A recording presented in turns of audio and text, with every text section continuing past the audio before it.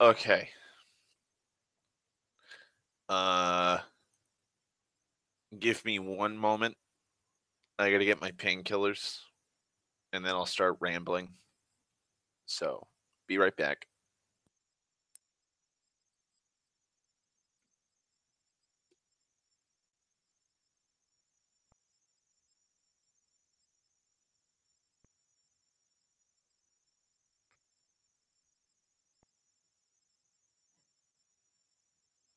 See, I wasn't gone that long. I'm just fucking tired. Thankfully, had a quote unquote day off today because of rain, even though I've worked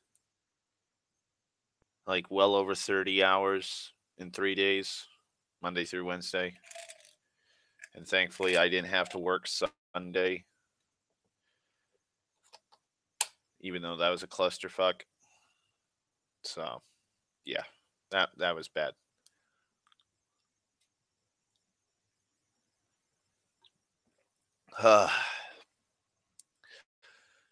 Good old painkillers.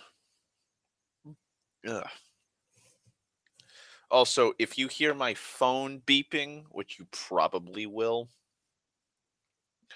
because I got one of those fangled smartphones and the notification sounds are up, because I need to know just in case, like if work, because Josh can text me at I'm on call essentially, depending on what they need. So if they need somebody to help street sweep, I do it. So if you hear that, it's either him or it's somebody on Facebook messaging me. So have fun with that.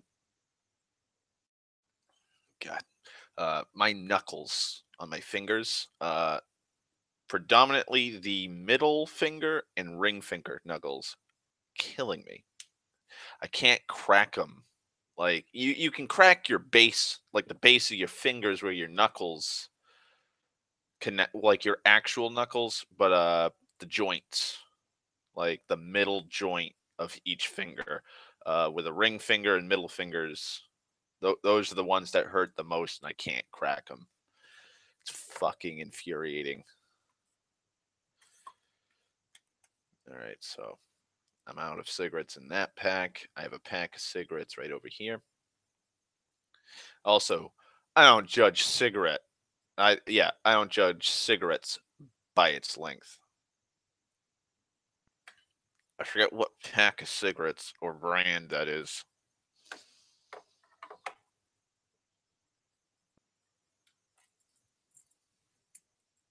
Don't ask me.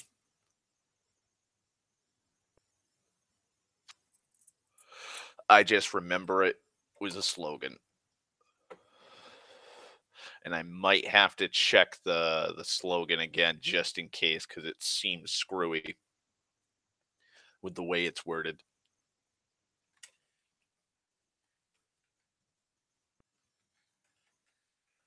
So, uh,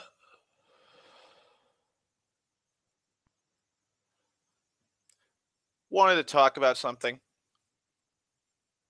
that I started talking about 20 minutes ago, 20 30 minutes ago with somebody that I know, uh, which is survival horror, the video game genre. Uh, it's something that I find really lackluster with. And the whole conversation started is they were asking me like, "What's your favorite? Like, do you like survival horror?" And I'm like, yeah, I like survival horror. Like, it's not the be all end all like genre that I love. Like, I'm not a die-hard survival horror gamer or fucking enthusiast, but it's all right. And so they started asking me, well, what kind of games do you like? And they asked me about Five Nights at Freddy's, which I don't consider a survival horror game. That's just a wait and push buttons game with some stress. And then the first thing that they had brought up was what's your opinion on survival horror games? And my response was depends on the context of the game, because they added the stipulation of the kind of survival horror where you don't have a weapon. And again, the same answer is depends on the context of the game. And I can't stress that enough. Context of the game. Like, why can't you grab a weapon? What is preventing your character from just grabbing a weapon? Like, you're supposed to be immersed in this survival horror story. Why can't your character pick up a weapon? Why? What makes your game need to have your character not have a weapon? Like uh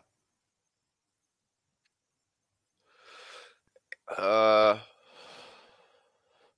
honestly trying to think of an actual good game that I enjoy that's a survival horror game where you don't have a weapon, and none are coming to mind. Like, I know some people are going to be like, "Oh, well, the Amnesia, the Dark Descent, and the Amnesia, uh, Machine for Pigs. Those are really good survival horror games where you don't have a weapon." No, they're not. They're not good games. I don't think they are good games. Like, you hide in closets, you light candles to prevent yourself from going insane, because apparently walking through a dark castle will just drive a man insane. Like, that's a little like that, like, and I told the person I was talking to, like, a lot of survival horror is contrived.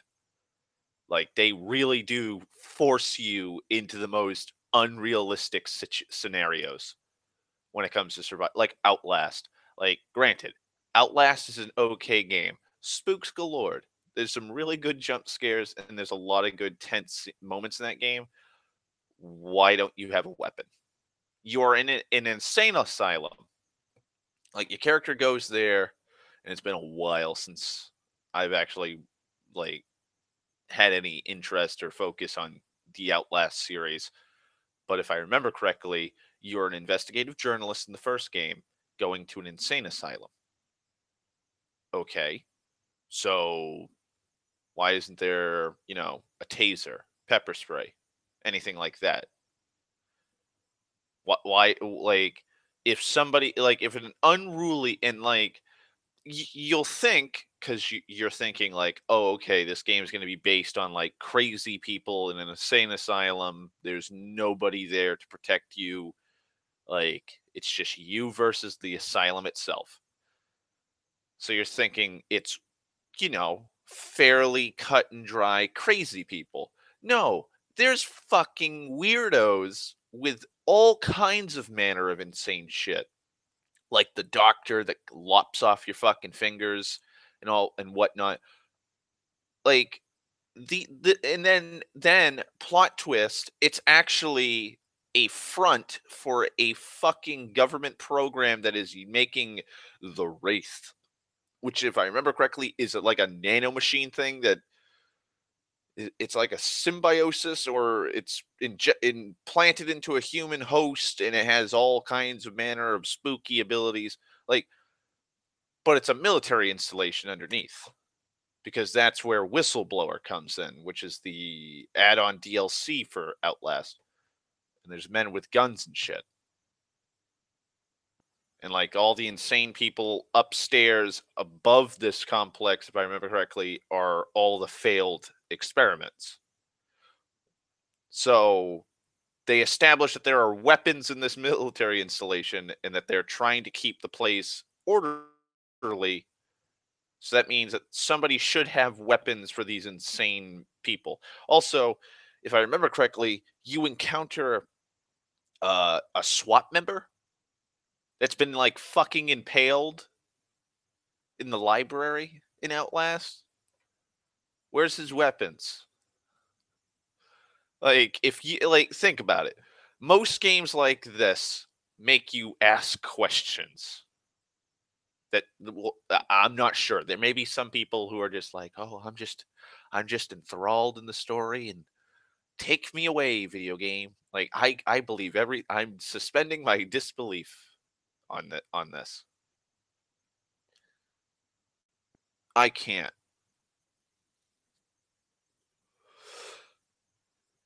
Like, if I was in that situation as an investigative journalist and I found a fucking SWAT member, like impaled, and he's still alive, and he's telling me to get out of there while I still can, and I see his sidearm or his rifle on the floor, and he has ammunition in his pouches on his chest, I'm taking as much of that ammo as I can, and I am fucking grabbing that gun, and I'm walking my ass out.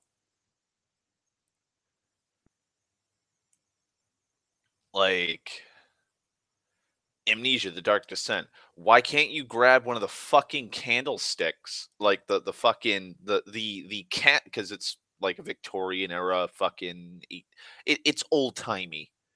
It's not really like I don't remember the exact time period it's supposed to be set in. Why can't you just grab one of the fucking poles that the candlesticks sit on and use that as a weapon? Like one of those weird flesh fucking abominations start lumbering over. Why can't you just bash it in the fucking head and run? Like, why can't you? Like, I'm not gonna run around with a fucking candles like the fucking the candlestick holder the entire time. Like that's too unwieldy. It's cast iron. But if I could like a normal human being could pick one of those up and swing it like a baseball bat right into the fucker's head and then run as fast as they can and then hide somewhere else. Like what? Like we can't do that though because that'll ruin the horror experience. No, no, it fucking won't.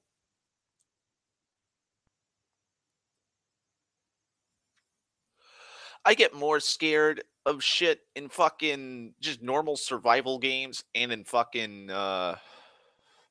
stuff that's not even supposed to be horror. Like in intense situations where it's a do or die.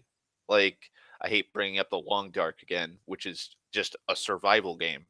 But if you're wandering in the middle of the fucking night in that game during a blizzard, like a whiteout, and you have only a flare and maybe a knife, and you hear the howling of wolves behind you, and then out of the corner of your eye, like while you're focusing on walking down this path to try and find like, shelter, and you see wolves like just just out of the light of of the fucking flare. Just they know that flare is not going to fucking stay like and they know that that flare is not going to stay lit forever. And once that flare's gone, there's nothing protecting you from them mauling you. That is a more horrifying scenario than a creepy flesh abomination following me through a damp, dusty, dark castle. Like that has more impending dread than Amnesia: The Dark Descent has.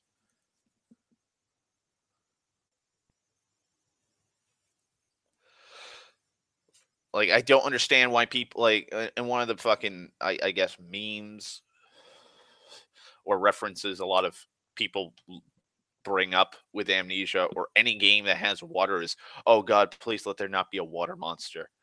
Because apparently the water monster, the invisible creature in fucking Amnesia: The Dark Descent is horrifying, and I don't get why. It's tense. I'll give you that because it could be right behind you, and when as soon as you drop into the water, you start hearing the splashing. But what stops it? You standing on a box. Like if you just stand on a box, it's not gonna fucking bite you or try and grab you and pull you into the water. Like that'd be more of a tense situation. Like if you could see it and it's circling around your little fucking box, like if you like say you had so take one of the boxes from Amnesia: The Dark Descent, which is probably like a 2 by 2 like a 2 foot by 2 foot square area. surface area on the top of this water. So average man could probably stand on it. If you made that a 4x4 and this fucking thing is circling around it and trying to and like is leaping out of the water with one of its hands and trying to grab you from the edge, like that'd probably be more scary intense than oh it's invisible and it just won't touch you if you're not in the water. Like like this scary monster that everybody fucking like references is stopped by you standing on boxes or just junk. If you're not standing in the water, it can't get you. Like I I don't know. I don't get the appeal of survival games with that kind of logic. Like again, why can't I grab a weapon? And the same thing also goes for games that go in the opposite end, like Resident Evil 7. Like because they asked me like, "Oh, I bet you're a Resident Evil fan," and I told them flat out, I only like the second and fourth games in the Resident Evil series. First game is just eh. Third game is just meh. Like the only redeeming quality I like about Resident Evil 3 is Nemesis. That's it. Nemesis is probably the best thing about that game. It's Resident Evil 2 with an overbearing sense of fucking dread because you know that Nemesis will find you and he will fucking maul you. So you have to constantly keep moving because if you stay in an area too long, Nemesis appears. But still, I just don't like it as much as Resident Evil 2 or 4. But Resident Evil 7, my god, like I get it, like they've revitalized Resident Evil, which is a good thing, but at the same time, you're in the fucking bayou of Louisiana. You are looking for your wife, who you haven't heard from in like 3 years. I forget how long it is. She sent you an email and a video. The video was sent before the email, and the video tells you, "Don't come looking for me. Please don't. Don't come looking for like sending you a pretty spoopy fucking warning." And then you get an email going, "Oh yeah, come to the house with me. Like come here. This is the address I'm at." So you do it cuz power of love. And you find handguns, fucking shotguns, a homemade flamethrower, like all kinds of fucking weapons. Weapons fucking galore in a bayou house. And not just that, they have bird cages that open up if you collect a certain amount of tokens that are scattered around the bayou manor. And you can get even more powerful guns. Christ, you can find parts of guns so that you can grab other guns and attach those parts to said guns so you can use those guns. So you can shoot mold. Because that's what the fucking monsters are. They're a mold. They are called the mold. They are a mutant zombie fungus. Like that's probably the biggest problem with Resident Evil 7 besides the whole the whole weapons galore thing. Like Resident Evil 1 through 3 are great plot-wise. You have the Umbrella Corporation, they have a thing called the T virus and the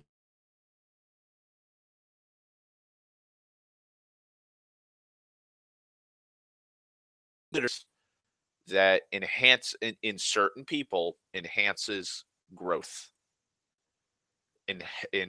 regenerative, and allows you to regenerate.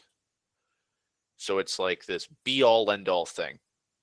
And the first thing the Umbrella Corporation decides is let's make bioweapons out of this shit because certain things horribly fucking mutate with it, and they have all the same properties. They're just horrible fucking monsters, and like we can turn people into zombies.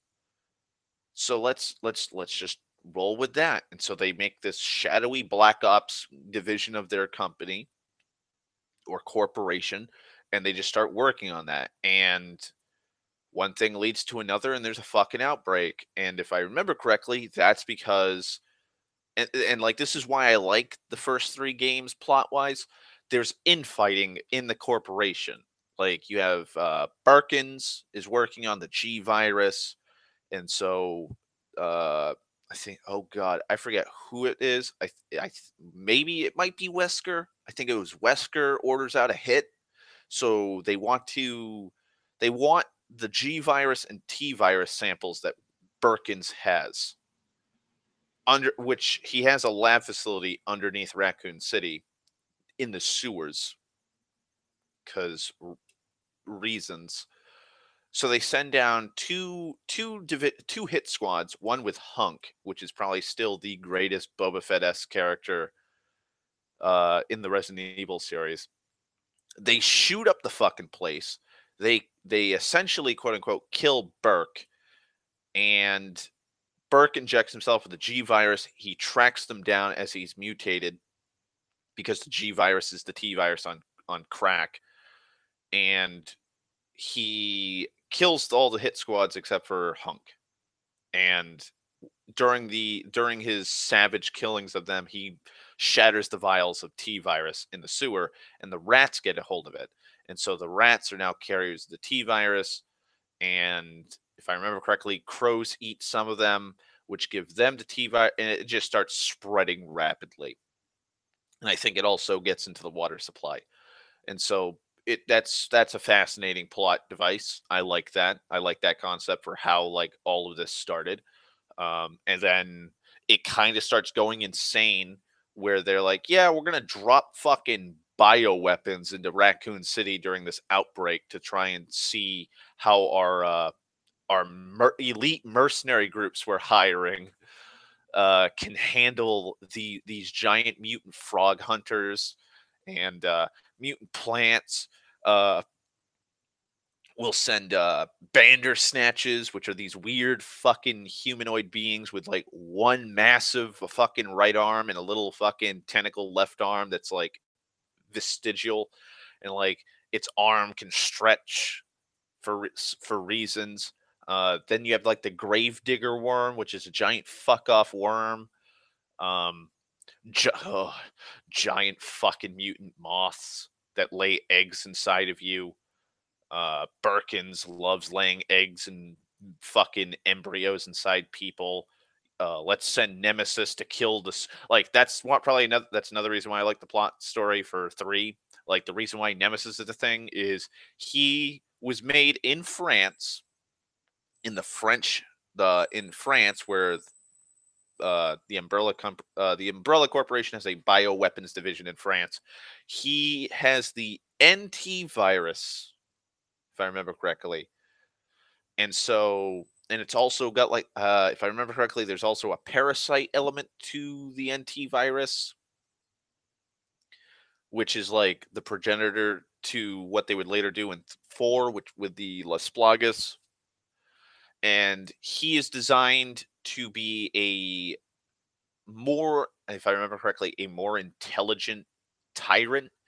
And so they send him in to be tested, and his whole directive and like whole reasoning for being there is to wipe out the Stars members, because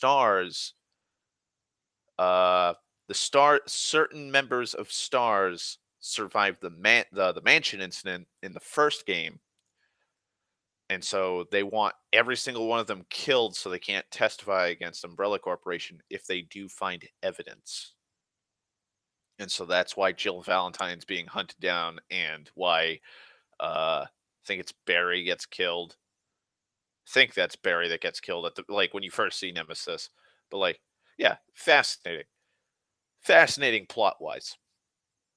Plus, like, if you beat the games, you also get like I forget the certain prerequisites you need, but you get certain endings at the end of the credits, like to tell you like what happened afterwards. Like they even show how like a lot of my friends were like, "Wait, Leon's a part of the Secret Service now?" And it's like, yeah, uh, in Resident Evil 2 or 3, one of the endings is that after him and Sherry, I think that's her name, the chick, little girl that he has to protect, Birkin's daughter that Birkin's just trying to impregnate because genetics. They're both of the same. They have the same genetics, and so he can fucking. I forget what the whole fucking point was. Like I think to turn her into a G virus mutant, or like she'd be able to keep like I just don't fucking know. But yeah, at the end of that, once him and Sherry get out of the fucking railway tunnel, they're stopped by the US like government, and Sherry's taken into protective custody, and then Leon, because he survived his first day as a police officer, he is immediately tasked with or he's immediately inducted into the Secret Service for training because he's that badass. So that's the first three. The fourth game has a really good concept, which is the Las Plagas. Like, the Las Plagas is good for a one time thing, maybe two. Like, how to how to really put it into fucking words. Like, four is a great action game with a little bit of survival horror elements to it. I'd say late game, if you've just been running and gunning the whole time and not being really conservative with your ammunition, it can be a it can be a fucking survival horror game, especially when you get start dealing with the shit in the castle. Like the castle elements are good. Um I hate the fucking it becomes an escort mission. That's another thing I hate about it, with having Ashley following you all around. But yeah, like the Las Plagas is a good concept on paper. They kind of fuck with it a little too much. Like oh god, I forget the name of the two fucking xenomorph fucking things. Like they're basically xenomorphs. Like if in game, if they said those are the adult form of a Las Plagas parasite, I'd be fine with that. But they don't. I don't even know if they go into full detail of what the fuck those things are. There's only two of them, and then they turn one. One of them joins Salazar. I think that's the little fucking midget dude's name, Salazar. It's been like again, like it's been fuck half a decade since more than half a decade. I think the last time I played Resident Evil 4 was in 2007, 2008, around that time. So almost a decade. But yeah, he mutates into with this last one by a giant plant, and then they somehow form into a cohesive monster with this plant. And like Salazar's upper torso is completely fine, and he can still talk, and he still has his consciousness and whatever, because he has a fucking like a queen parasite in his chest or whatever. Okay, I'll try and suspend my disbelief. But if like they were like, yeah, like the parasite turns into this thing, like, and so when you blow somebody's head off and you see the parasite like coming out, and it's like like 1,000 times bigger than what it should be inside your chest, like it's just growing more and more the longer it's in a humanoid body. I'd be like, that's pretty fucking horrifying. Um, Oh god, I forget the name of the fucking things, but people will know who I am talking about if they've played Resident Evil 4. It's the so you, okay, so the game's broken up into 3 acts, I would say. The village that you deal with and the outlying area, then you go to the castle and you deal with all the castle shit. It has like a little underground complex base thing. And then you go to the bunker, which is basically a giant bunker on an island, and it's kind of like Alcatraz. And this is where you encounter I honestly think the main production facility for all this shit. At one point in the game, it becomes incredibly fucking silent. And as you're walking around, you start hearing wheezing, and it's these weird fucking human, like totally bald, fucking just mutant looking humanoids. And the face kind of reminds me, it's always reminded me of Venom. And they wheeze. Their arms are longer than normal, and they just slowly walk towards you, and they wheeze. And there's multiple parasites inside of them. And the only way you can conceivably kill these things in the most efficient and quick manner is to have a thermal optic on a rifle and pick off each one of those parasites inside the body. You can blow these fucking things legs off, and they just start wiggling about and then jumping towards you. You can blow their arms off, they do the same thing. Blow the top of their head off, regenerates. Blow chunks of their chest out, they're still coming at you because they just keep regenerating. You can also just get really lucky, like I did at some point when I had like I think 100 rounds of shotgun shells. Plus, I had the drum, the highest capacity for the striker with the drum magazine, and that thing was loaded full. I just emptied round after round into them, and you can get lucky and do that. Also, I think sheer damage can finally kill it, but it takes a lot of ammo. But yeah, like those things are horrifying. I like that aspect of the game. Um, and then they have a variant of it which has a lot of giant spikes in it, and it can shoot them out, like not like launch spikes out of its body, but like they extend and then they'll retract. Uh, one of the monsters I hate is the blind fucking Wolverine dude. It's just kind of dumb. Oh yeah, I'll shoot this belt. Like the first time you fight it, it's all right. Like you have to go down into its little dungeon area, and it breaks out of its cell, and it's got a helmet, and it's strapped like it's chained to a wall and stuff, which is creepy. And then there's a bell just inconspicuously right there. And what you do is you shoot the bell, it runs over, slashes at it, it charges blindly, and then you shoot the parasite on its back. And then I think it's not even 20 minutes later, there's two of them. And I think both are heavily armored.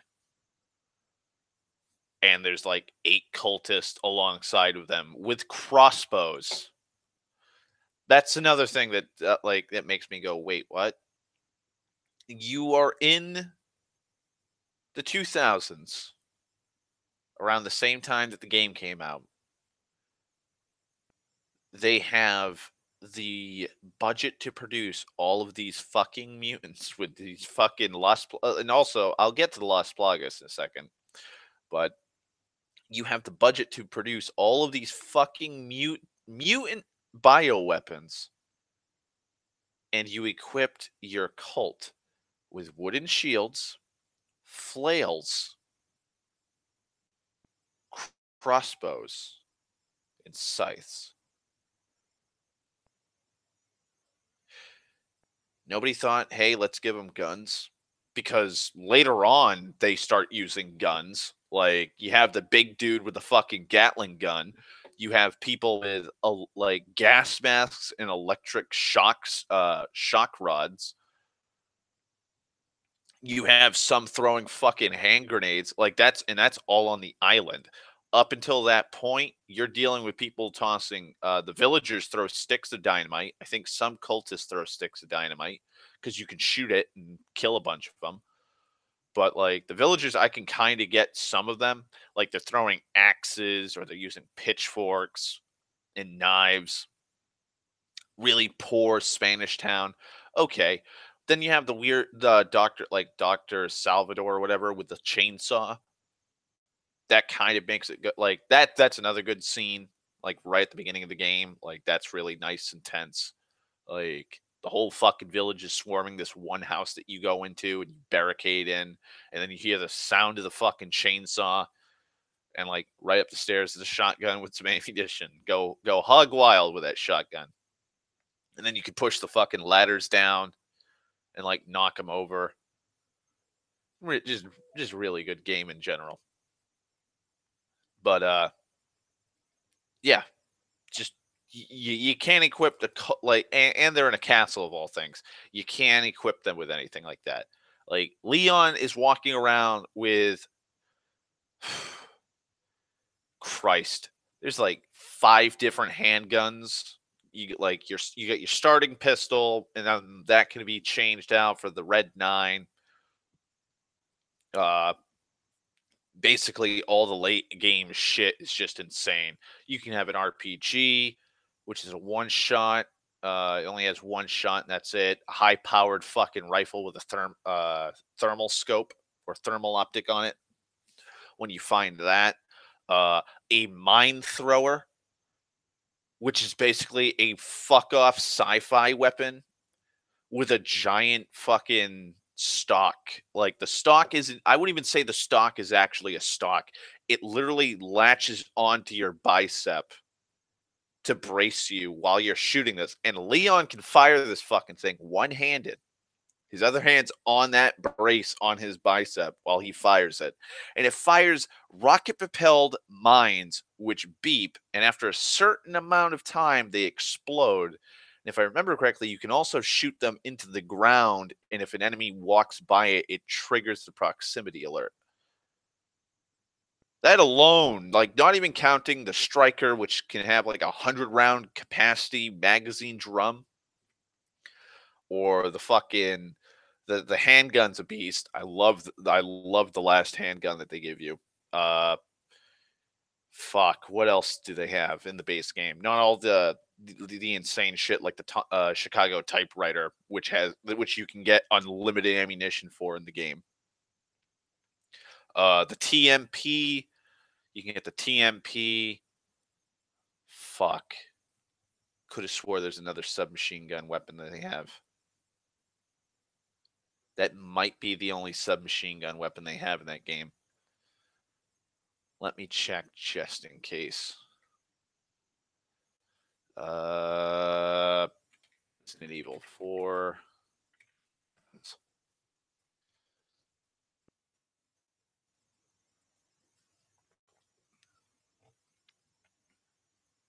Uh,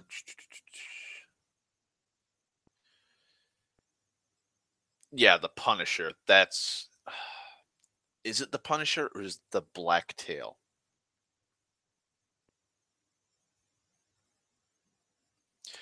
Fuck. I can't remember. Cuz I know fuck me. My gun knowledge is going to fuck me over on this one cuz I cannot remember what model the first handgun you get is.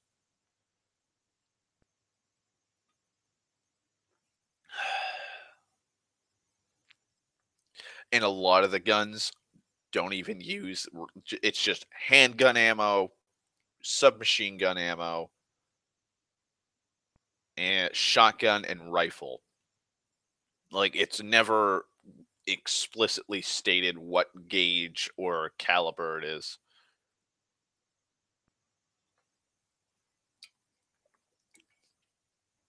But oh boy, give me a second.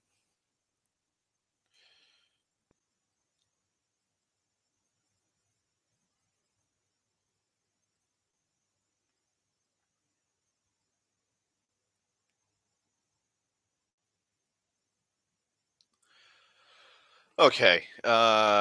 Weapons. Okay, so it's the Silver Ghost, and it's okay. Yeah, I'm a fucking idiot. It's the Silver Ghost, and it's the USP. Uh, I always used to sell that one like immediately. Like as soon as I got the new gun, I just sold the other one.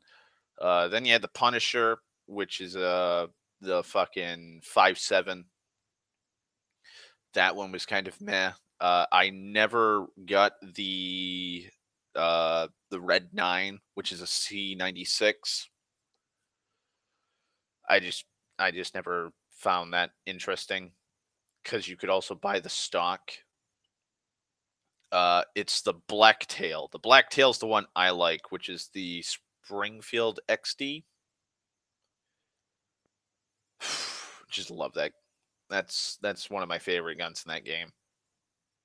And then you can get the VP70M, which is called the Matilda in the game, which is a reference to Leon the Professional. That fires 3-round burst, and it has a stock magazine, I guess. And basically, that stock magazine holds like 100-round capacity.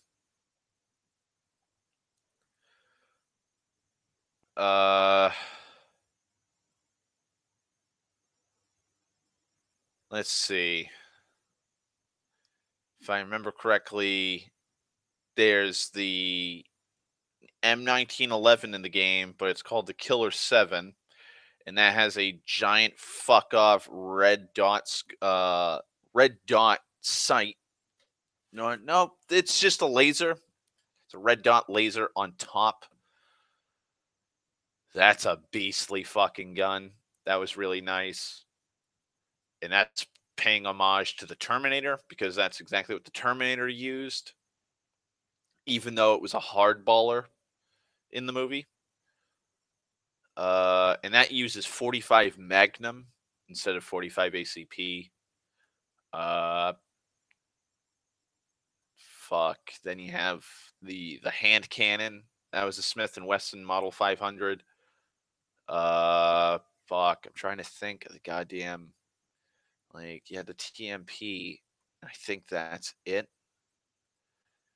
You had like the custom one that was used by Krauser, and I fucking hate Krauser.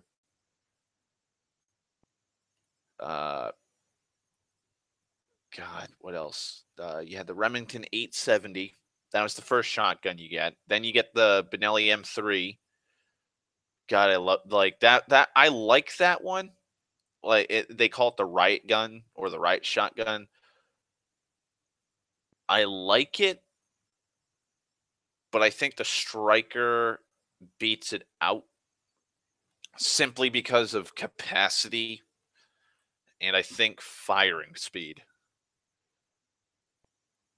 Like all of them have incredibly shit loading times, but the reloading time, I think, because again, been like a decade since I played it, the reloading time for the striker maxed out is the same maxed out for the riot shotgun. And the riot shotgun has like a 20 round capacity. The striker has a 100 round capacity.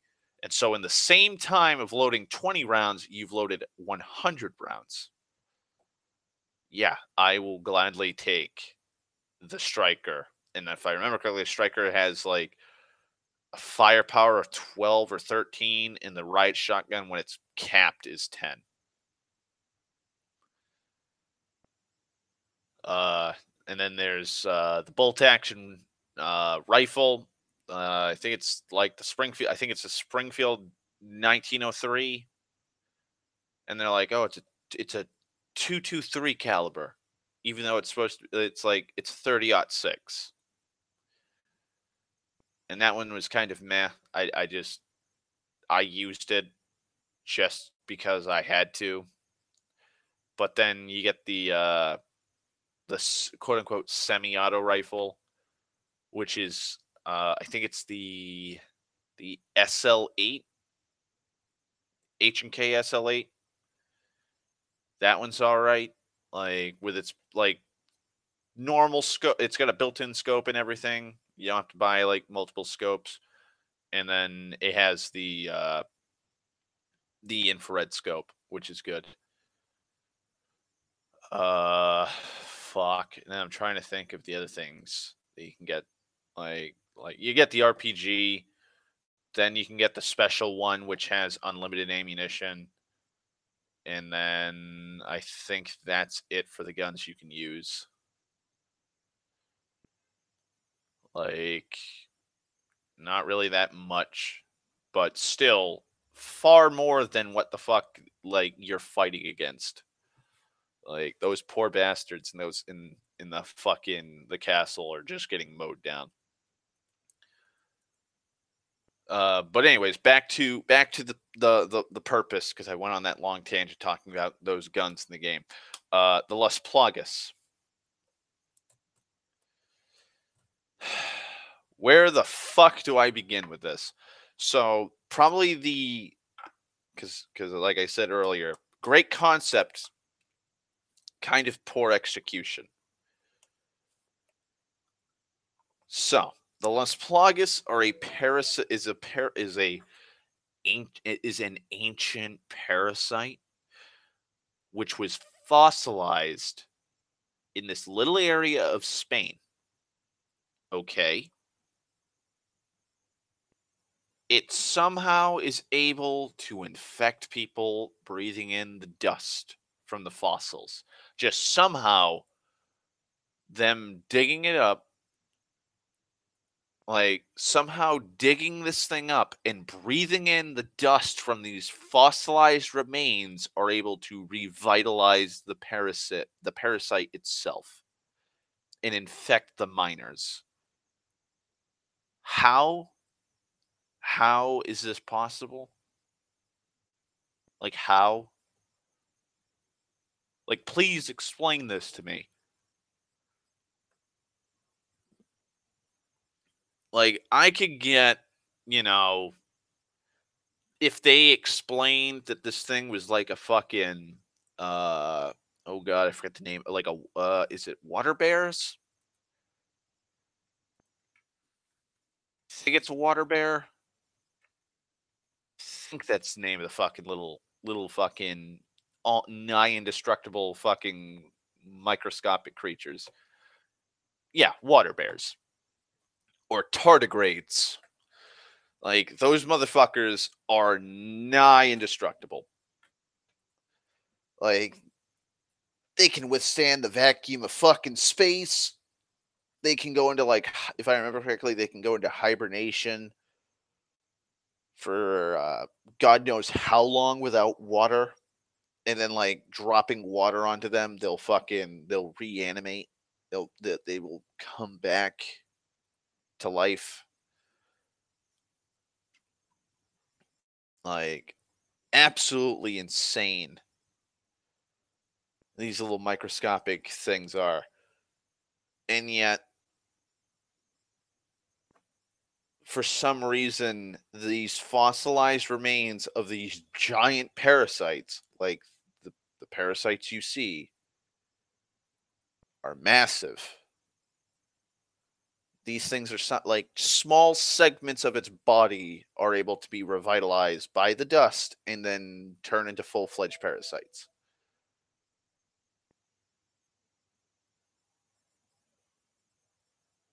And it's like, wait, what? How?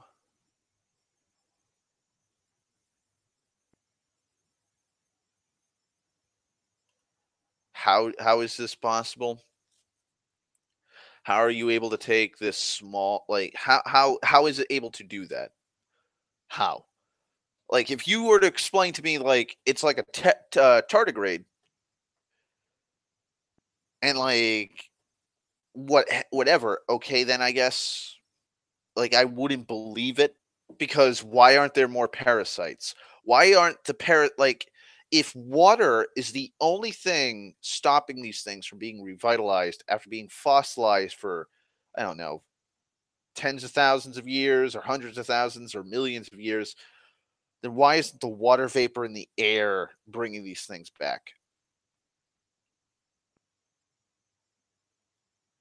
Like going back to the whole xenomorph looking creatures, like if they had stated, like I said, that those were the adult forms of the parasite, then it would explain the infecting of Ashley Graham. Like their whole plan is they're going to send they kidnap Ashley Graham in, I believe, New York City. She's going to college or whatever. They kidnap her, bring her all the way to Spain to implant a parasite in her. And when Leon gets sent to take her back,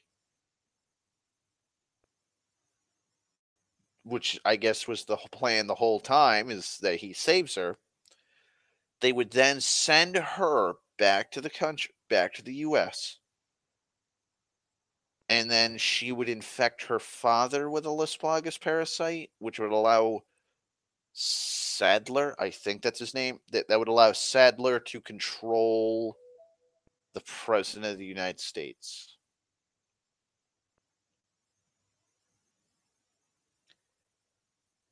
What?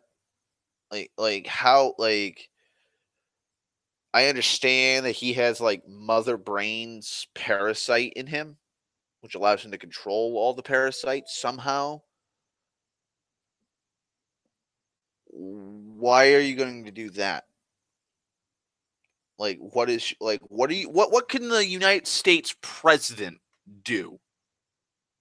What is the like? What stakes do you have in another country's leader? What do you want that president to do? Like, why not if like if you're so absolutely determined to infect the president of the United States, why not take over the mind of one of your diplomats or your leader itself, like your own president of Spain or whatever fucking leader you have in Spain. Why not have him get infected and then have a meeting with multiple heads of state, like, president of France, the prime minister of England, the United States president, the fucking prime minister or whatever of Canada, have them all come to a meeting where you're going to talk about some kind of fucking bullshit and then spike the drinks. Why not just do that? Just spike the drinks with some of the fucking fossilized remains of this shit and then have them drink it. Boom, infected.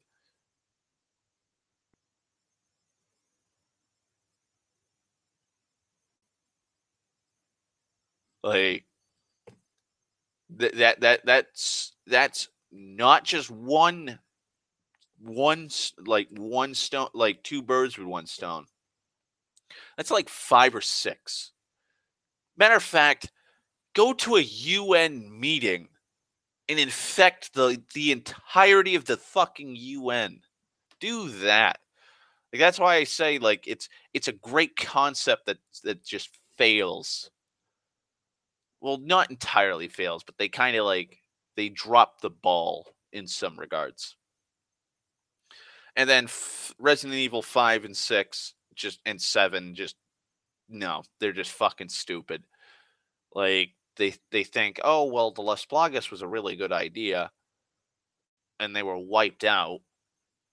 So yeah, we're going to have uh Ouroboros in Resident Evil 5, and they're just, another parasite. Oh, shucks. It's another parasite. We'll have one of them again. And then the sixth one's a real fucking dick move. where they have classic zombie T virus shit going on for Leon for the majority of the game, and then there's like, and then it just derails.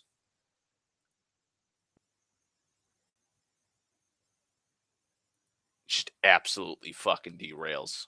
It's awful.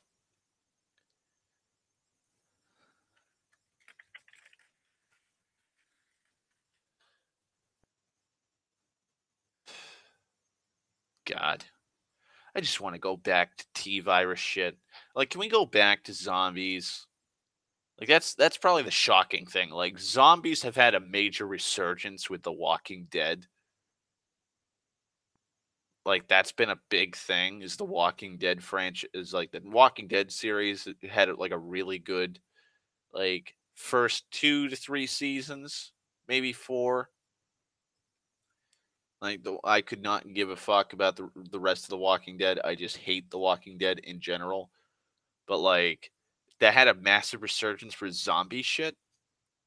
So you'd think Capcom would try and like capitalize on the zombie craze. Like, yeah, we're gonna bring back zombies and giant mutant frogs, undead dogs, tyrants and shit. Yeah, let's bring that. No, let's stick with parasites. 'Cause, that's what we need.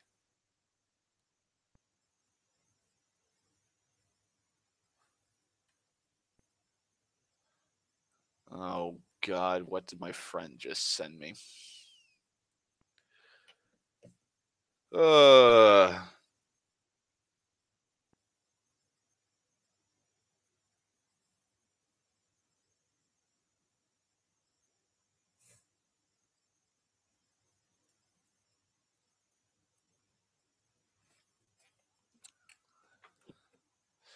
well, that sucks. That really sucks for her. Uh, yeah, I'm out of soda. Give me 1 second. I'll go back to ranting on survival horror games and the implausibility of shit for Resident Evil.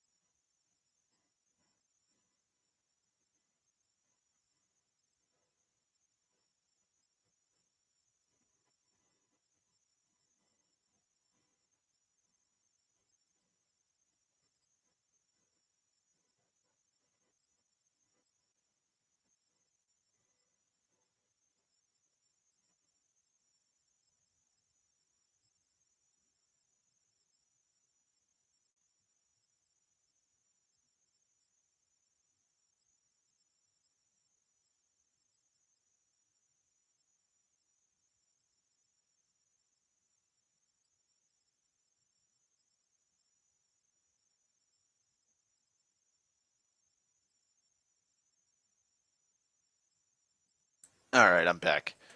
I also grabbed a snack too because I'm kind of hungry, even though I had like you know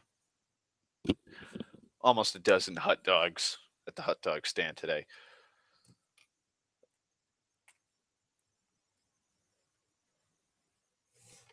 So yeah, the insanity of Resident Evil. Uh, again, I think they should bring back the fucking zombies. Bring back the T virus, G virus, and T virus. Like, bring back the old viruses. God damn it! Like we know, like Wesker's dead. That much is certain. Wesker's dead. I fucking despised Wesker.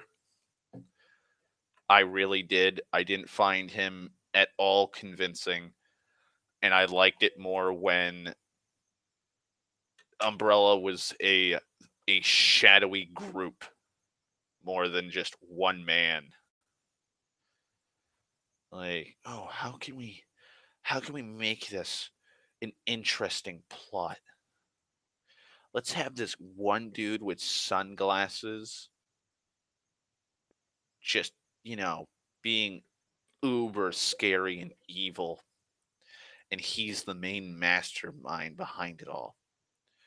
Like, wouldn't it be more scary that it's a conglomerate? Like, that's that again, that's what I found horrifying. That's what I found fascinating about the plot. Everyone in Umbrella was fucking evil and monstrous for the most part. Like you've got some idealists in that group. Again, another great idea.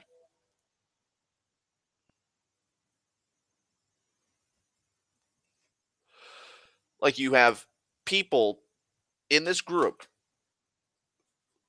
who can see the benefits to mankind. Like you can see people going, yeah, like this virus, if we know how to genetically modify it, this can save millions of lives. And then you have the other camp who's like, what's the best way we can profit off this? Like what can we do? And then they start testing it and they see that it mutates fucking people and they go, let's turn this into a fucking weapon. It can't be stopped. It's a virus and it mutates people and we can also make weapons out of we can modify this virus to make certain monsters and we can sell them to the highest bidder. And then it's like, wait, what? Like why not just make a zombie plague? Why not just do that?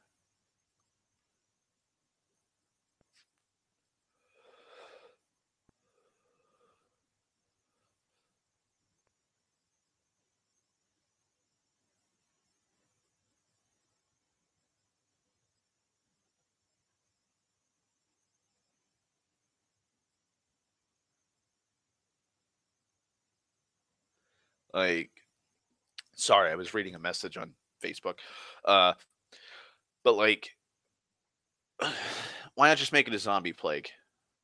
Make it a zombie virus. Just do that. Like time and time again, like if you read into the shit, like some of the documents in the games and shit, like all the creatures they have are uncontrollable. All of them. Zombie dogs, uncontrollable. The hunters, pretty uncontrollable. Fucking Birkins injects himself with the G virus, uncontrollable. He mutates into a giant fuck off blob of a monster. Same thing with Nemesis at the end of the game. He turns into a blob monster because he's so fucking destroyed. He essentially turns into a giant tumor.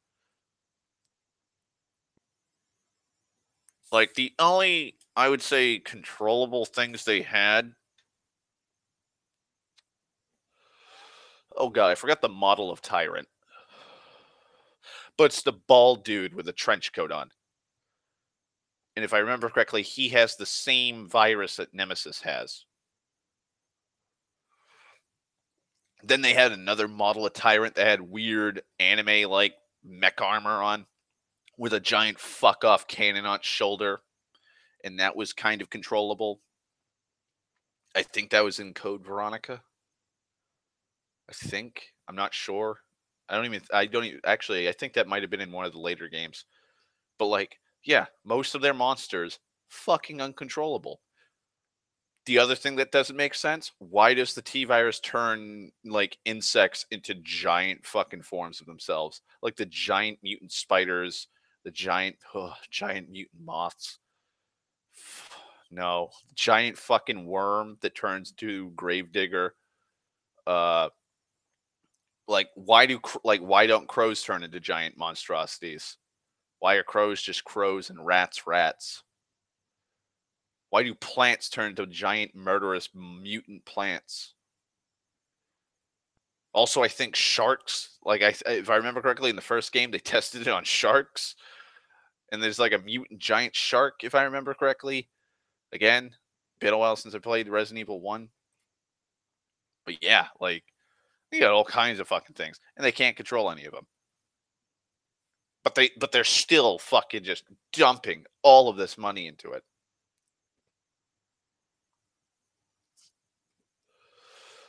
It's insane.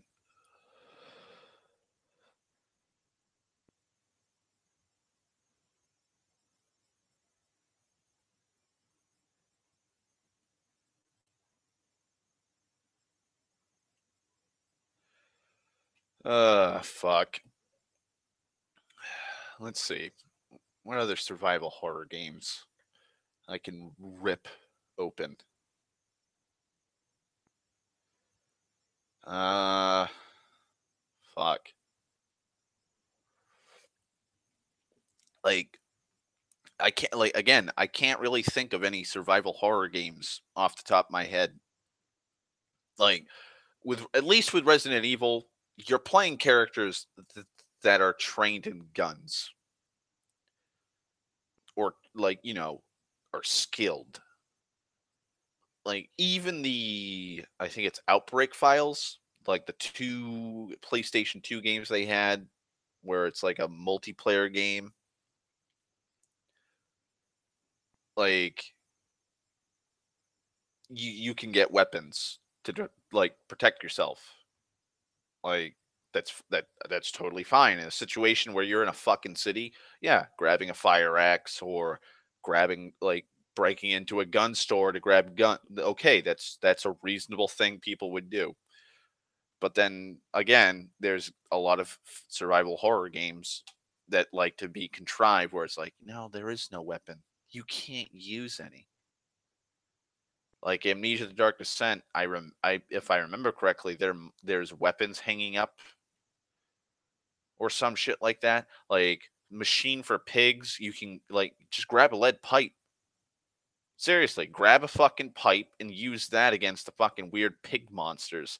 Bash their heads in. And if that doesn't help, well, at least you're fucking defending yourself.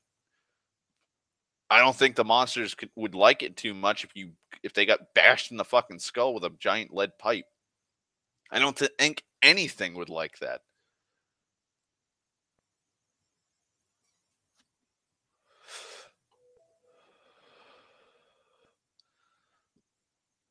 But no, let's be contrived. Let's just make it more stressful and tedious for the player that they don't have a weapon. Ugh. Fucking Christ. Just no. I don't like it. I don't like games that do that to you, especially if they don't have a good plot reason.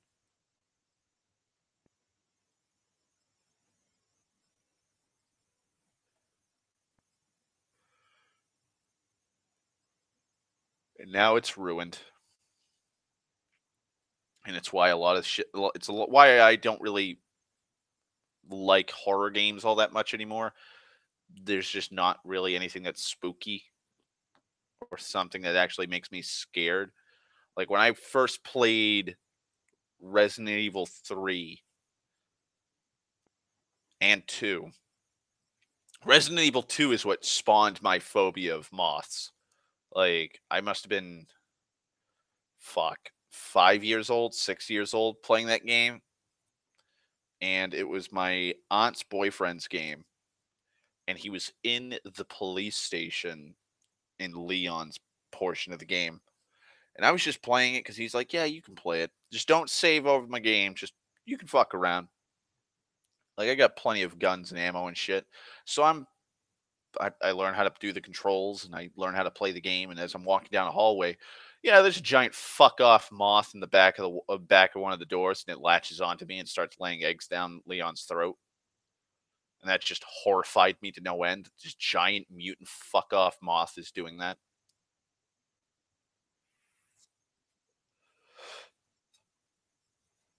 Like, that was terrifying as a child. And then, like, I think I was 7 or 8 when I played Resident Evil 3. I forget, yeah, I forget how old I actually was when I got that. That fucking terrified me because of Nemesis. because I was like, oh fuck, please, like I don't want him to come for me. And then like you first encounter him outside the police station, and then halfway through doing all the puzzles in the police station, he just charges right through the fucking window and starts charging towards you. That scared the piss out of me. Like so much so I paused the game and I just sat there in absolute horror. Like what the fuck do I do? Like this dude is not going to stop.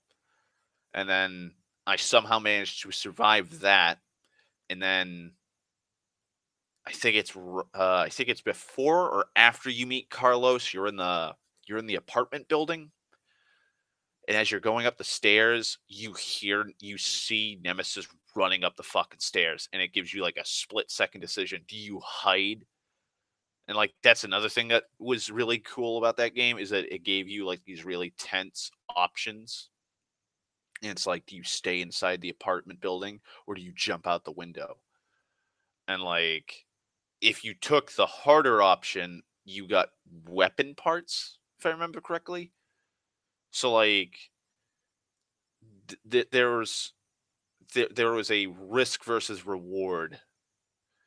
Like you could be a pansy and jump out the window, and like if I remember correctly, Nemesis won't go after you. But like if you stay, you're probably gonna have to fight him. And like once you beat him, he'd have a weapons part on him for like I think the Magnum.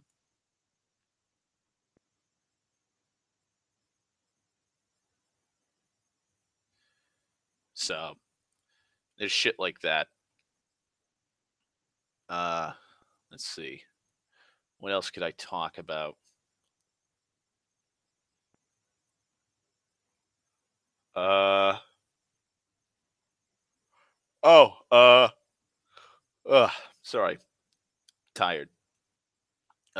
My boss Josh,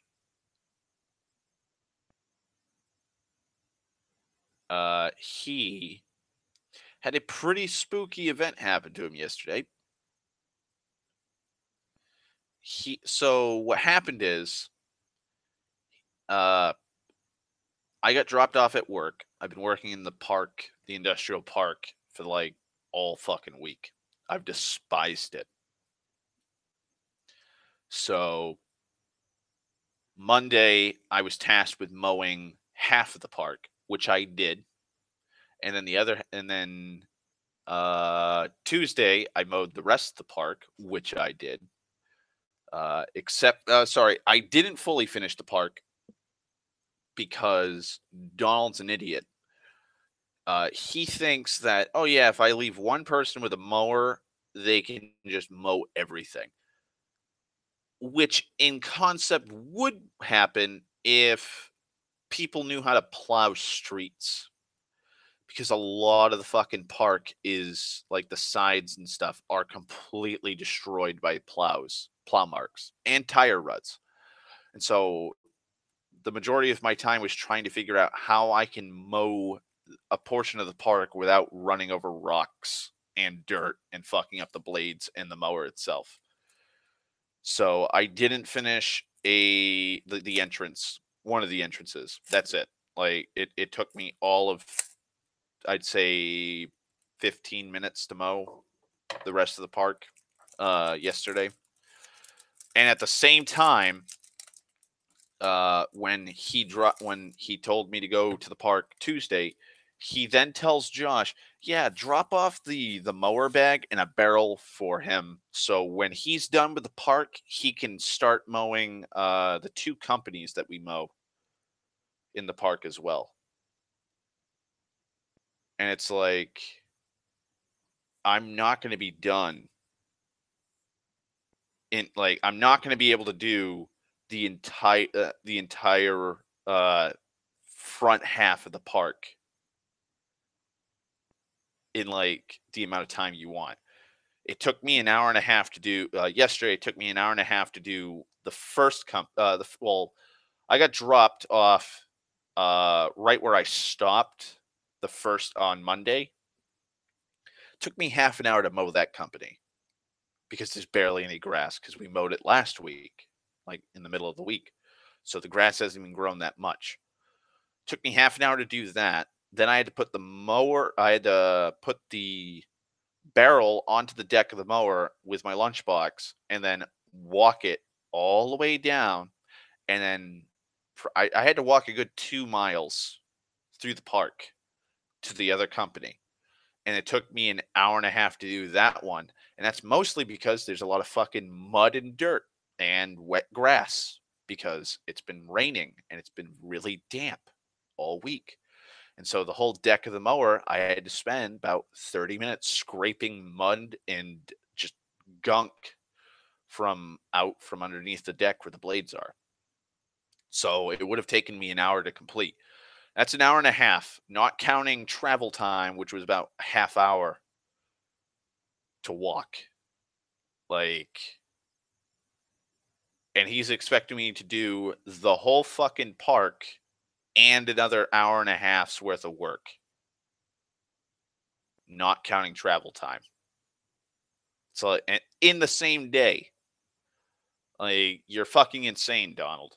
Like, you really are. If you think that, like, I can do all of that, like the rest of the park, do all the islands in between the roads, do all the sides of the fucking streets, do all of that without hitting any rocks in fucking like almost knee-high grass, knee-high wet grass. And then yeah, just mow these other two companies. Meaning that once if I feasibly mowed the entrance of the park or the main entrance of the park, I would then have to walk 15 minutes down the fucking street again, go to the corner where the company, the first company or the closest company I'd have to mow that for an hour. Granted, took me took me till 4 o'clock in the afternoon to finish the park, and I got off and I started mowing at 4. So that would mean after 9 hours, I would then have to go down, spend another hour mowing that. So I'd be at around 5 o'clock, and then I'd have to walk half an hour to the other company just so I could spend another half hour. So I would have been done around 6:30. And he's expecting me to have apparently completed what took me 9 hours to do single-handedly. It should have taken me like 7. Even though last year and every other year he has had 4 people doing the park. 2 people mowing. Last year it was me and Josh. I do one side of the street, he'd do the other, and then we just go down and either how we did it was I'd be going down one side, he'd be going down the other, and then once I got to a certain point, I would hop across the street and start doing one island, and then Josh would do the other island ahead of me, and then we'd do this, and we just keep doing that till there were no more islands. We'd meet up, and then we'd mow one of the companies, and then the other 2 people are weed whacking, and they're behind or in front of us depending on how fast or how heavy the grass is.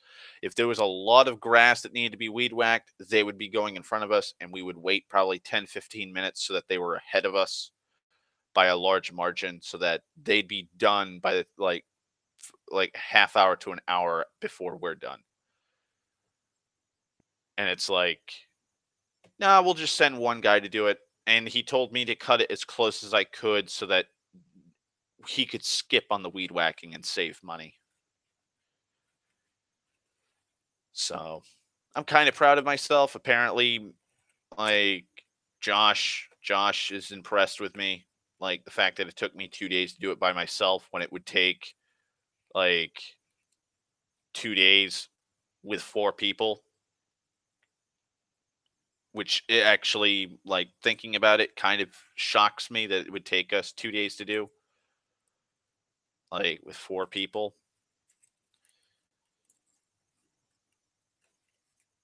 Why, I don't know. I can't remember why it would take us that long. Probably because we didn't have the mower he has now, and I would get stuck with Death Machine.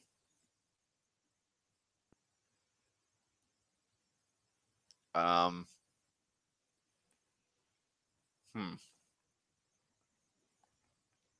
honestly trying to think of why it took us so long. Yeah, I honestly don't know why it would take us 2 days with 4 people, but took me 2 days by myself, and then Josh is impressed, Donald's impressed, and everybody else at the shop's impressed. I did it by myself. Uh, Haitian. Uh, for those who don't know, Haitian is not his real name. His real name's Dave. He's Donald's brother-in-law, and he used to be really good worker, but the heroin and drugs and the sheer amount of overdoses kind of fucking destroyed his brain, and he's just lazy now. Uh, let's see. I think it was Monday. It was no. It was Tuesday, I think. Well, yeah, I think it was Tuesday. We do a nunnery. They have massive fields. There's one little segment of the field that's probably a quarter of what it actually is. That's the only section we mow. Somebody else mows 3/4 of the field. The spot we have to go to, though, is like the fucking killing fields. It floods so that you're ankle deep in water, and snakes love just slithering around in there. So we finally got Death Machine up and working again because for some reason it wasn't working. I got dropped off at the park to finish up the rest of it. And so Josh, my brother, and Haitian went to the nuns to do the nuns. Haitian was going to be dropped off with Death Machine, and he would have to mow that. And when he was done, he would call the shop. Donald would call Josh, and Josh would come and pick him up, and he'd go right back to mowing whatever he needed to be doing. Okay, well, as soon as they get it up and running, not 2 minutes after leaving Haitian there, Donald calls Josh and tells him the mower stalled, go back there and get it starting again. And as soon as they pulled in again, Haitian just climbed into the back seat and said, "No, I'm not doing this anymore."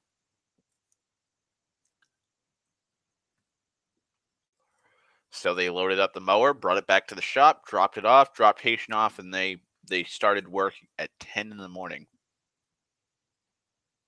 because Josh had to drop me off, get me started. Then he had to drive back to the shop, load the second mower, Death Machine, onto it, grab Haitian, drive all the way out, and it's the farthest point we go to when it comes to mowing. It's like a 45-minute drive. Drive all the way there, drop Haitian off, get him started, fill up the mower, tell him where he has to go. They finally get everything all set up. They drive out. 2 minutes later, have to stop, talk to Donald, turn right around, drive back over there, load him up, and then drive back for another 45 minutes. So they started work at like 10 in the morning.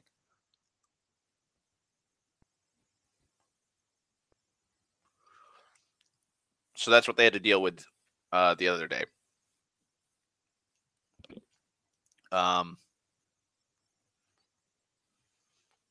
Then on, was it? No. Fuck. See, now I'm all confused because I don't know if Haitian did Joe's house Monday or Tuesday.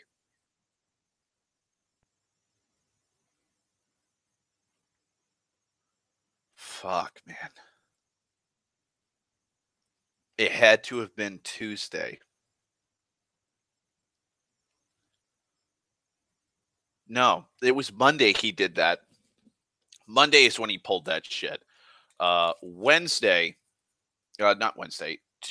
Tuesday, No, wait, fuck. I forget when yeah, like I said, I can't remember when he fucking did Joe's house because he did Donald's house, and Haitian's too much of a lazy fuck to actually think. He did not grab the right bag for the mower. Death Machine uses a really broken down, like black metal bag that's like twice the size of the normal bags we use for the mowers. You know, he just decides to grab one that doesn't fit the latch on it, so it doesn't hook. Uh, Death Machine's one, you have a like a metal prong, and when you latch it, it has to latch into a eye hook with that prong, and that's how it stays on the mower. The other bags have a rod in the front corner that fits into a hole or a socket in the front of the mower deck, and then on the back half there's a it's like a metal hook, and that rests on a metal ridge that's on the deck of the mower, so it doesn't jostle around. So he grabs one of those and tries putting it on it, and after 5 minutes of finagling with this thing as it keeps falling off the mower, Haitian just threw it to the side and just blew all the grass onto the lawn. So apparently Donald's lawn is just covered in fucking mowed grass everywhere. It looks like a fucking dethatched hayfield.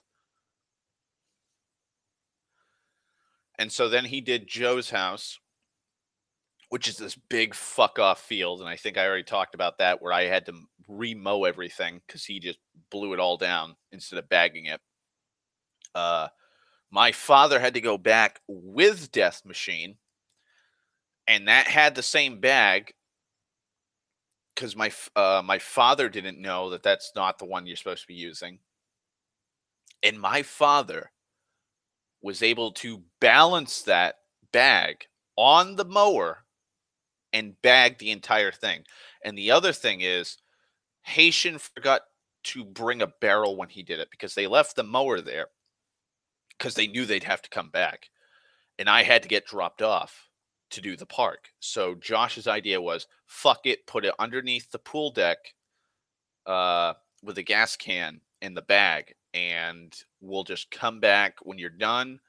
Call me. We'll grab the barrel, the deck, uh, not the deck, the mower with the bag and the gas can, and we'll load you up and drop you off wherever else you need to mow that my grandfather wants you to do. So my father's like, all right. So they go there, and my father starts filling up a bag. And as soon as that bag's filled, he goes walking underneath the deck of the pool of the where the pool's supposed to be. There's no barrel. So my father mowed and bagged 3/4 of that place in like 6 hours, balancing a bag, like a metal steel bag on a mower that does not accept that kind of metal bag, and then proceeded to carry a full wet grass loaded bag into the woods to dump it every time. Every time that bag was filled, he would pick it up, take it off the mower, carry this fucking heavy chunk of of equipment into the woods, take the latch off, pull the back off, and dump it. Then he'd load it. He'd place it gingerly, as he said. He would place it gingerly on the deck, and then he'd go right back to mowing. And that's what he did for 6 hours.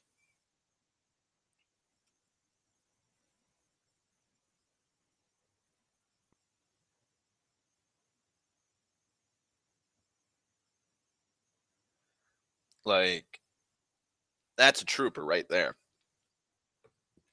The fact that he was willing to do that speaks leagues of my father. I would just said, fuck this, I ain't doing it. Fuck Joe.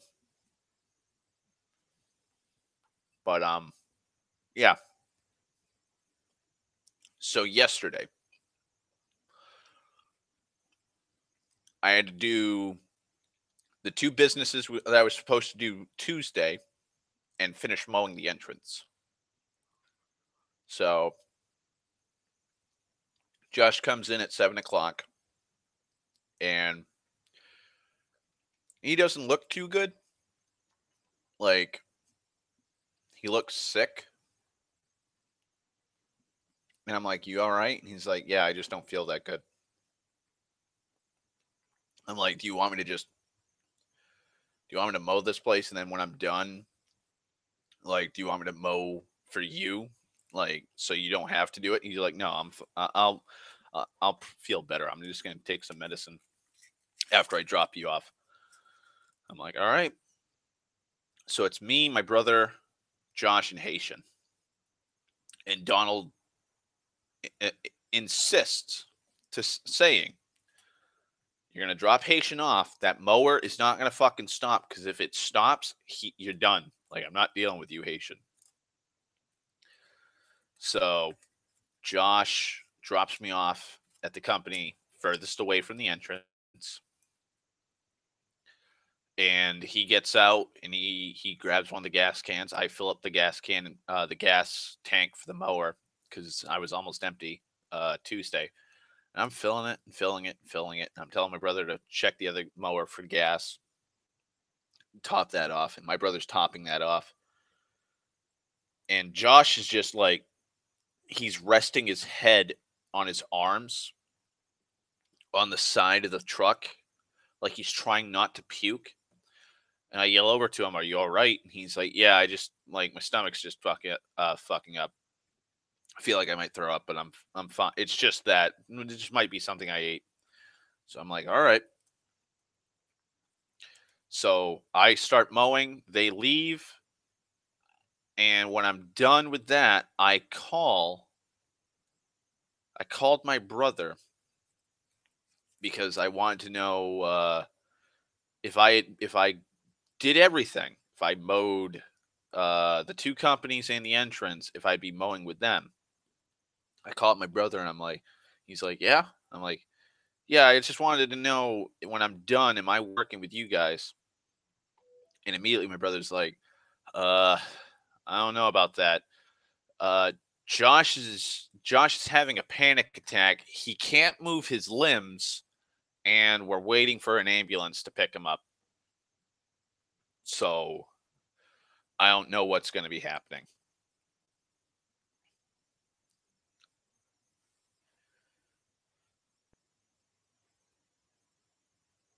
And I'm like, "Wait, what?" And my brother explains, and Josh later explained it to me, because Josh came back after being in the hospital for like 4 hours. So he was driving down the road. Haitians in the back seat. My brother's in the front. No, Haitians in the front seat. My brother's in the back. Uh, and he just feels sick to his stomach.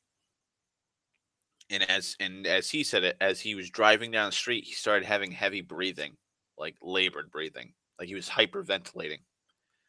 And that's when Haitian asked him if he wanted to drive, and he's like, "No, I'm fine." And he had his right hand on the wheel, and out of nowhere, his right arm went numb, and he couldn't feel it and he couldn't move it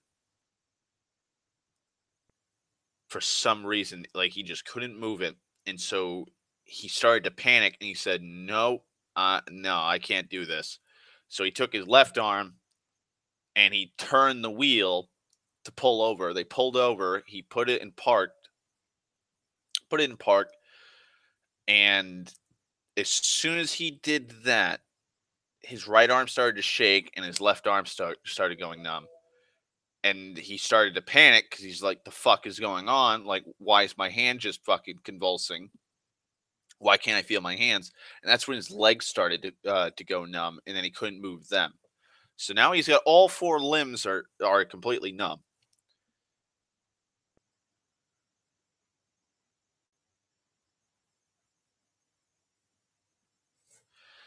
Uh, Everybody else, Haitian and my brother included, are fucking freaking out because Josh is having. It looks like Josh is having a seizure. Josh is starting to cry and freak the fuck out. I would too in that situation. I mean, you lose all sensation and movement in your four extremities. Yeah, I think panicking is a good thing. Something you should do when your body's doing something it shouldn't be. So my brother tries calling an ambulance. Ambulance isn't responding. So he calls the shop and tells Donald what's going on, and Donald calls an ambulance. And finally, Donald tells the the EMTs to call my brother's cell phone, and they call him, and they get the address they're at. Josh comes back after he's what he told me was when he got into the ambulance, they hooked up the IV right then and there, and they started testing his blood pressure. When they had the blood pressure meter pumped full of air, his hand would convulse. When they relieved the pressure, his hand wouldn't convulse. Then when they get to the hospital, they think it's dehydration. And they also say, oh, well, the reason why you started shaking and panicking is those are signs of a panic attack. And the first thing out of my mouth when he told me that was, I'd say bullshit on the grounds of you lost sensation and total movement of your fucking limbs before they started to convulse. Like, and even if they were convulsing, like you I've had panic attacks and I've seen people with panic attacks where like their hands are shaking, but they can still move their like they can walk around and they can move their arms up and down during a panic attack. Like, I feel like it's a lot more serious when you can't, like, your body is shaking, but you can't move. Like, you yourself have no conscious ability to move your arms, but they're fucking twitching and shaking and shit. Like you're having a seizure in all four limbs. Plus, you can't feel them. Like they've gone completely numb to you. I don't think that's a panic attack.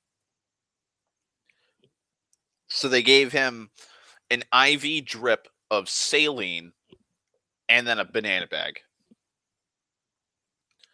And then they gave him vertigo medication. And they were like, "Have you ever experienced vertigo?" And he's like, "No."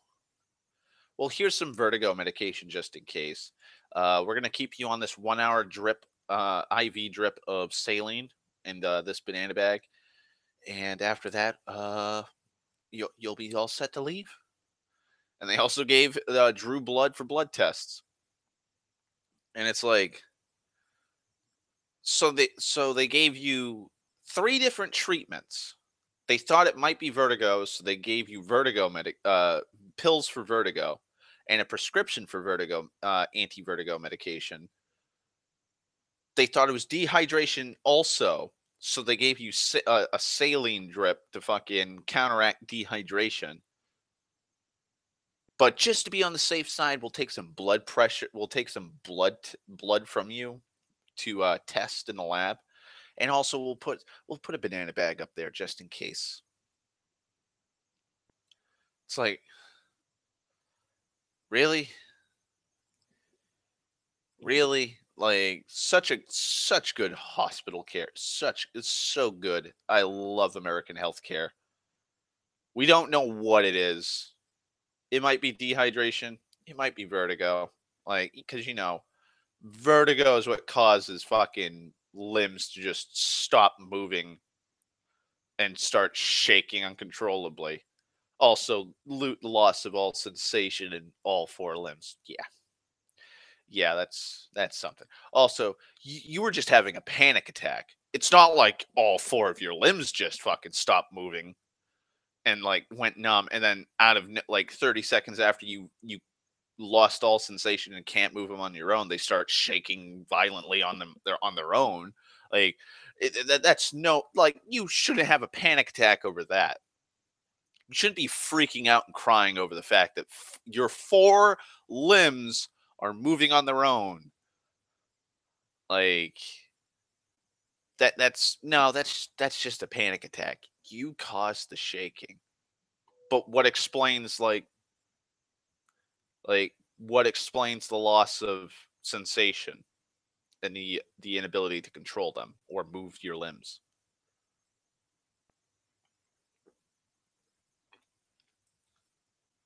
Like the fuck. Don't do your goddamn job or anything. Just throw a bunch of fucking medications at me and see which one sticks. And like, ugh. Like I told Josh yesterday when he came back because his grandmother Pauline dropped him off at the.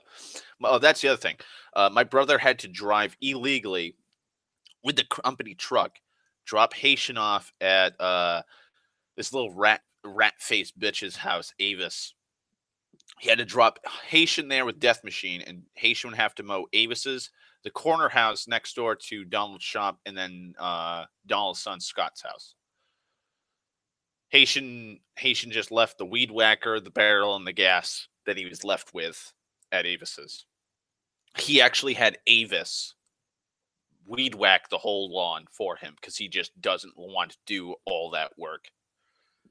And then he just left all the company equipment just right there and just walked the mower up the street to the corner house, did that. So once that was done, my brother had to drive all the way to the park and help finish up the rest of the park because he had to weed whack. So Josh came. I told him exactly what was being done, what was almost done, what needed to be done. And he's like, all right, well, I got to drive all the way to Avis's, grab the barrel, weed whacker, and gas.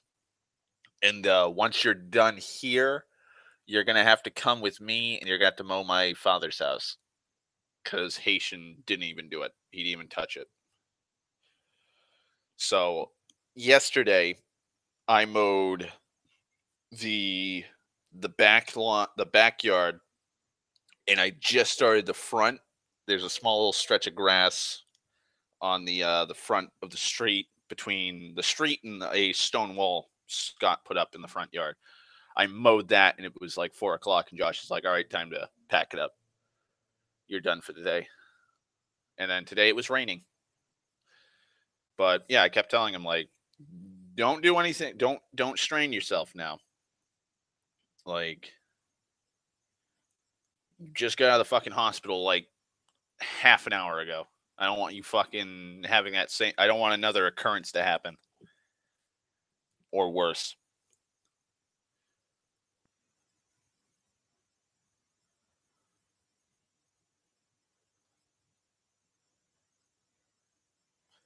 So that was a fun day yesterday. It's probably going to be a fun day tomorrow. I'm totally looking forward to working again. Ugh. Can't stand working there sometimes.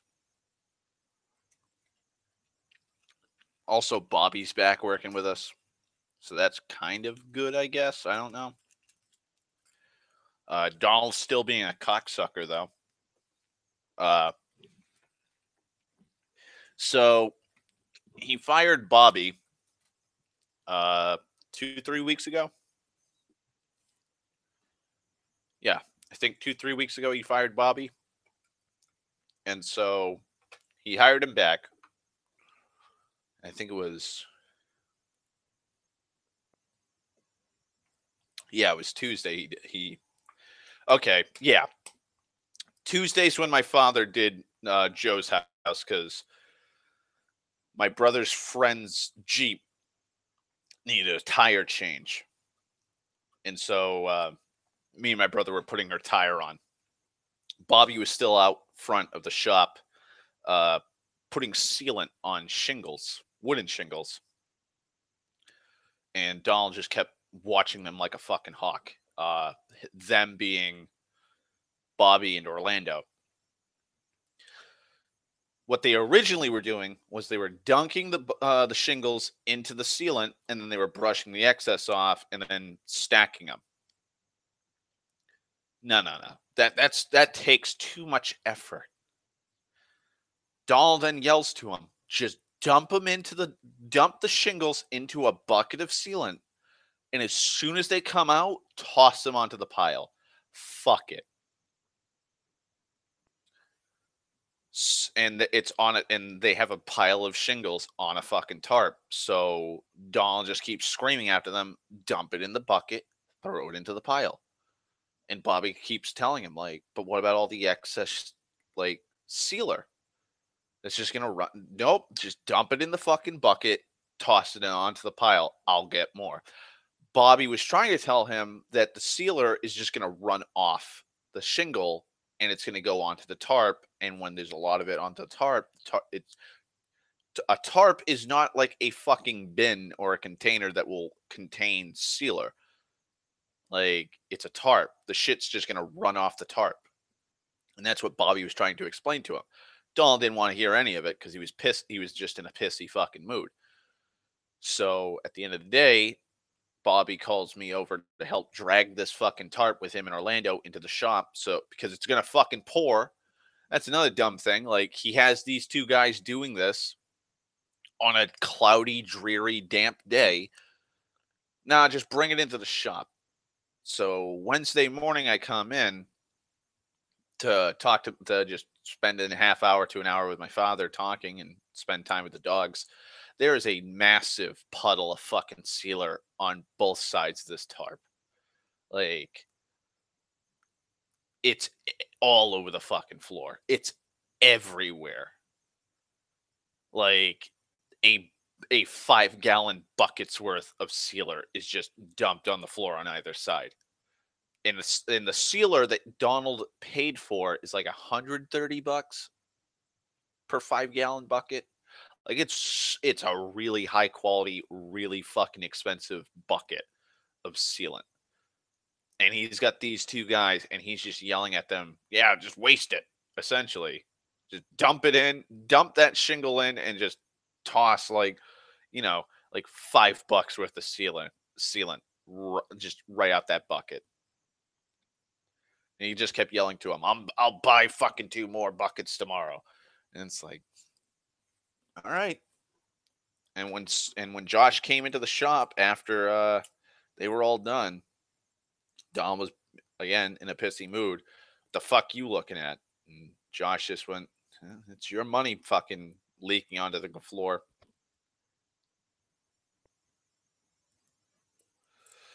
It's like Donald's losing it. He really is. I don't know what the fuck has gotten into him. It's probably old age and just misery. But yeah, that's gonna be tomorrow's gonna be a fun filled day tomorrow. Can't fucking wait.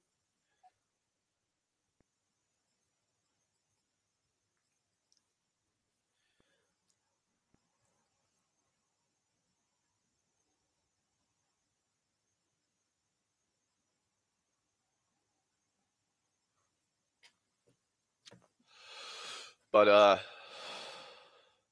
yeah, I think I'll just end this now. I don't know how long I've been on, but I got shit to do. I gotta eat. I'm hungry. Snacking on mints isn't going to stop me from eating a whole box. So yeah, I will try and do a more comprehensive, actually cohesive stream this week. Maybe. I don't know.